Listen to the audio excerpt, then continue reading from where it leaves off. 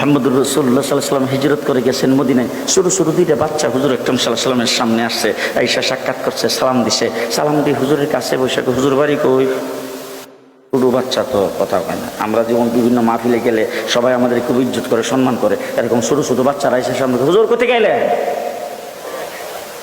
ঠিক না? আল্লাহ নবীরে জিজ্ঞেস করতেছে হুজুর বাড়ি কো? আল্লাহ নবীকে বাড়ি মক্কা। তো মক্কা থেকে মদিনায় কি লেগে এলেন? ছোট বাচ্চা তো। রাসূল সাল্লাল্লাহু আলাইহি ওয়াসাল্লাম মক্কার মানুষ আমার উপর নির্যাতন করছে, তোমাদের মদিনার মানুষ আমাকে মহব্বত করছে, আশ্রয় দিছে, জায়গা দিছে, এই জন্য আমি মদিনায় আসছি। হঠাৎ করে বাচ্চাগুলি জিজ্ঞেস করে হুজুর আপনাকে যে মক্কায় নির্যাতন করছিল তাদের মধ্যে সবচাইতে বেশি নির্যাতন কেডা করছে? সুবহানাল্লাহ এখন বলা লাগবে না, সকালে নাস্তার পরে কইেন।